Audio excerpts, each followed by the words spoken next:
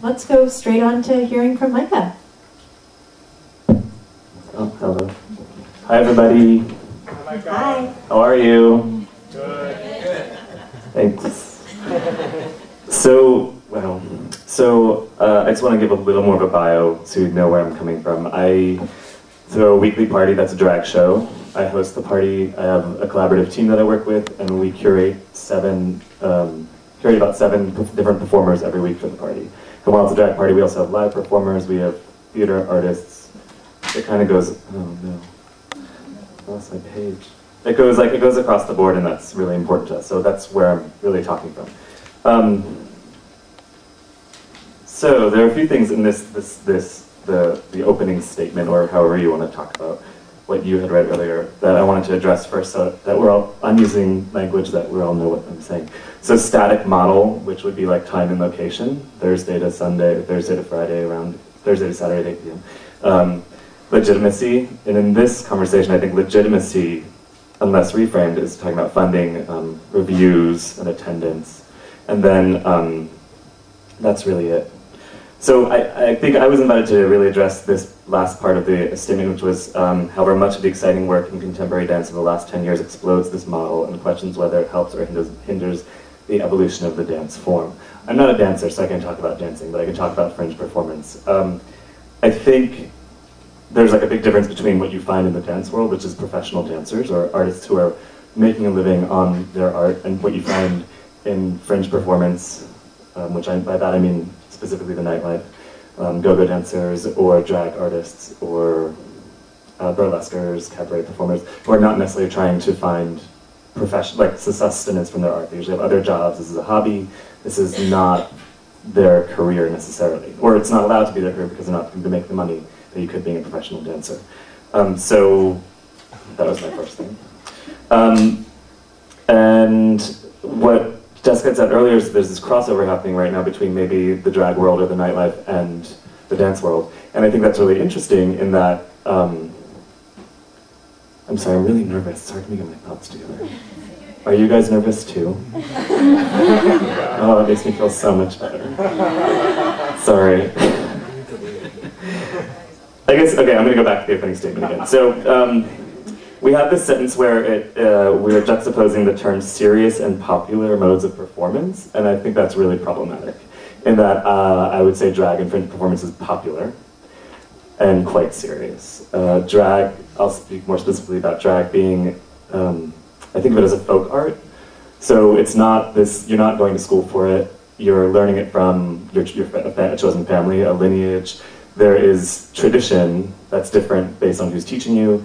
There's technique that's different just based on who's teaching you, and it's not like you're not going to get a degree in it. And there's not necessarily a broad range about like the people who know what is good drag are the drag queens, right? Like the people who know what the bomba is, like the bomba performers and makers. So it's this closed circuit here, right? So I think there's a problem between the words serious and popular. Mary. Just totally messing with you.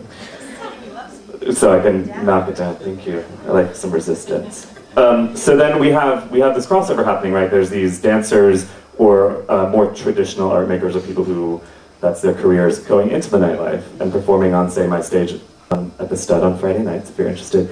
And they're getting this benefit of performing there, such as they're getting recognition, they're creating new audiences for themselves, they're gaining experiences that they don't have before, they're learning how to interact with an audience in a new way, and they're leaving with this set of skills and this set of experiences, and maybe even more revenue, and that they've generated more audience for themselves. And so they have this crossover that's really beneficial. They go into the nightlife, then they go back and they do their other things, right? They go and they go-go dance, they get $60, free drinks, make a lot of friends and new audience members, they give them a flyer for their show at Counterpulse, those people come.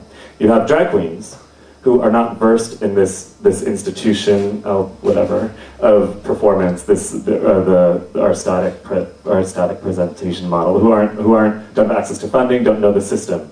And for them to leave, for example, I performed here at Counterpulse, I come to Counterpulse, I perform my drag act, I go back to this stage, my stage. And maybe I got a few more audience members, right?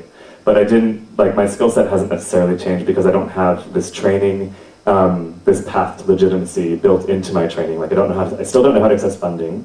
I don't know how to write a press release still.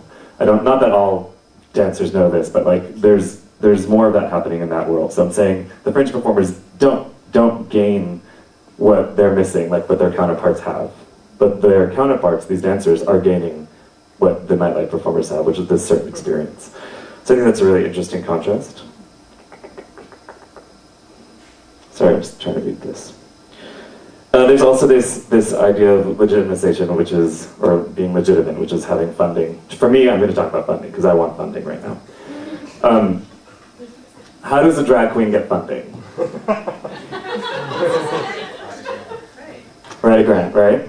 But, so then, as a drag queen, I perform here at Counterpulse, right? My art form, drag queening or whatever, lip syncing, is really based on my context. Same with Bomba, like you're talking about your audience and like this, like a club atmosphere. My audience, my club, my party is as much part of my medium as my face and my makeup. So for me to write to a funder, come see my, are funders going? I don't know, I'm not funded. Funders go to the nightlife sometimes. But it's just like, there's this problem, which is, and why should I have to decontextualize myself and put myself in a traditional performance venue in order to seek that funding that other more traditional, such a problematic word, more, whatever, legitimate artists have? Like, why do I have to leave where my work has the most meaning? And you can come into my context, you know, you can go to the, if you're over 21, you can go to the stud on a Friday night and you can enter my context and have my experience with me. But why should I have to take away that context in order to get funding and critics and stuff like that? So I mean, that's more of a systematic thing, I guess, right? Okay, hold on a second. Does all that make sense? Did anyone have? Okay. How is everyone doing? Okay. I just need to check in. I guess that's really my biggest thing right now, is those three things. There's also this language as a barrier to legitimization. Like, so the ability to write a grant. Like, how does drag queen get funding? Write a grant. Okay, I'll do that in between my nightclubbing responsibilities and my 9-to-5 job and these other things. Not that other dancers don't have this problem too, but I'm saying like the people who are more trained in their art forms or who have gone to school or have training are also often given the option to learn about that or have heard that word grant. I can show you 10 drag queens and be like, do you want to write a grant? And they'll say they don't know what that is, you know? And not because they're dumb, it's just their exposure and their context again. So I think that, do I think we are trapped in a static presenting model? Yeah, I do. And I don't think it's a problem either. I think it is currently a path to legitimization, but it's a selective path and not everyone has access to it.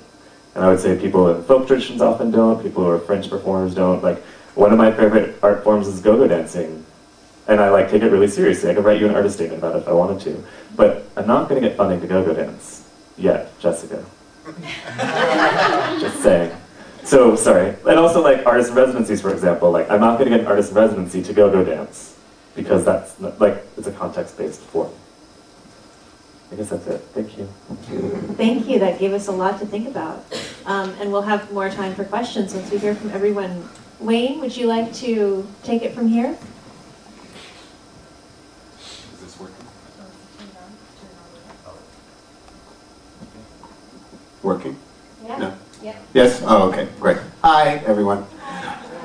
So I have 3 words that I'm going to sort of riff on. My first word is selfish. So I'm selfishly interested in moving us forward in some way to other kinds of presenting times or places. So in my work with Dancers Group, we talk with artists about what is interesting to them. So for us, it's not the idea that we want to find new places or new times for artists to perform, but we want to provoke a conversation that gets the artist really excited about being in some way performing their work that's at another time or another place.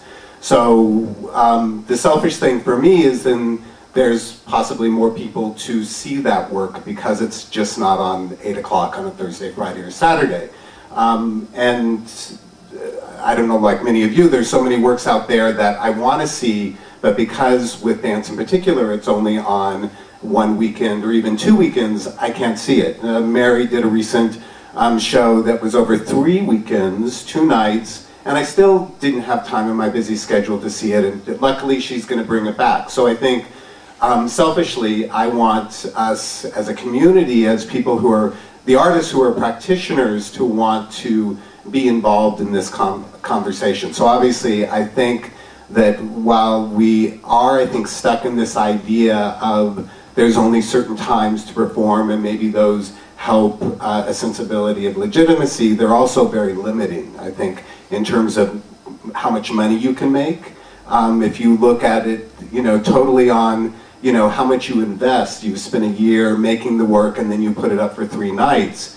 It's crazy. I mean, it's just totally, absolutely crazy to think that you're going to do that. I mean, I think there's thoughts that, oh, then I'm going to get to tour it, or I'm going to get to do it again. But realistically, most of the artists that Dancers Group works with aren't touring and aren't having that situation to be able to move that forward. So again, it's my selfishness to want to have conversations with artists, not that we as an organization or as a presenter want people to perform differently. If somebody really wants to perform Thursday, Friday, Saturday, 8 p.m., that's great, but I think most people coming up the ranks aren't thinking about that question. It's sort of it can be a given, or well, that's what happens, it's easy, and there's so many other things to think about. So my second word is visibility. So that's sort of a simple thing. So you do things at different times, there's sort of a hook, there's sort of a uniqueness to doing something on the streets in a variety of ways, whether it's a flash mob sensibility or a project that we did with Joanna Highgood where she did 12 to 5 for 7 days, and the work was on a loop. So there was about 49,000 people that saw parts of this work over that 5-hour period. It was a free work, so yet there wasn't any money, but the value of the visibility, the value of what those performers got in terms of being in the work, immersed in it for a different kind of time and place, I think was the value of what that is in terms of that. I think, especially now, I see more press interested in covering things that are unusual. So I think can be an advantage to having your work presented at different times, at different nights, around visibility, because people, the visibility will create, as has already been heard, this legitimization, whether it's a review or a preview, or your pictures in the paper, or things like that. My third word is active. Why did I do this third word? Oh, it's sort of an active, passive kind of thing. So I think it's sort of our interest in terms of having that conversation with artists is provoke a more active sensibility about how they want their work seen in terms of that. So I think we're talking with people who are, wanting a career as dance artists. So there is that active sensibility when they're thinking about, okay, I'm making a work that's about love. How do you want that work to be seen?